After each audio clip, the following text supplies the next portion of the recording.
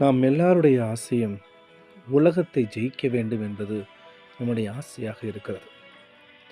இயேசு சுவாமியும் அழகாக சொல்கிறார், நான் இந்த உலகத்தை ஜெயித்தேன் என்று சொல்லி. உலகத்தில் ஒவ்வொருத்தரும் ஆனாலும் திடன் கொள்ளுங்கள், நான் இந்த உலகத்தை ஜெயித்தேன் என்று சொல்லி ஆண்டவர் சொல்கிறதை நாம் பார்க்கிறோம். அதே நேரத்தில் 1 யோவான் 5:4 நம்முடைய விசுவாசமே உலகத்தை ஜெயிக்கிற ஜெயம் என்று சொல்லப்படுகிறதை நாம் பார்க்கிறோம். வசனத்தின் முன்பகுதியிலே தேவனால் பிறந்ததெல்லாம் உலகத்தை ஜெயிக்கும்.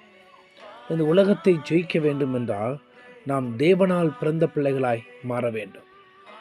அதோடு மாத்திரமல்ல, நம்முடைய விசுவாசத்தில் நாம் வேரூன்றி இருக்கிற பிள்ளைகளாய் நாம் மாற வேண்டும். தேவனால் பிறந்த பிள்ளைகளாய் மாறுவதற்கு முதலாவது நாம் செய்ய வேண்டியது என்ன? தேவனால் பிறக்கப்பட்ட பிள்ளைகளாய் மாறணும்னா நாம் ஆண்டவருக்கு பிரியமான பரிசுத்தமான ஒரு வாழ்க்கை வாழ வேண்டும்.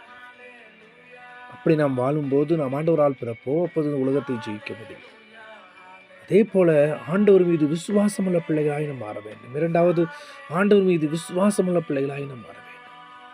ஆண்டவர் மீது விசுவாசமுள்ள பிள்ளைகளாய் மாறும்போது தான் அந்த உலகத்தை நம்மால் ஜெயிக்க முடியும். நம்முடைய மூதாதையர் அநேகர் விசுவாசத்தின் வழியால் இந்த உலகத்தை ஜெயித்தார்களே, அதே போல நாம் இந்த உலகத்தை ஜெயிக்க முடியும். எனக்கு அன்பானவர்களே, இந்த உலகத்தை ஜெயிக்க வேண்டும் என்றால் நீங்கள் தேவனால் பிறக்க வேண்டும்.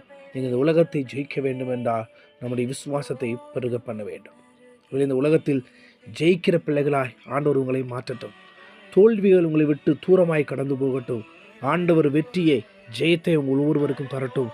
ஜெயமுள்ள வாழ்க்கையை ஆண்டவர் கட்டளையிடுவாராக. ஆமென்.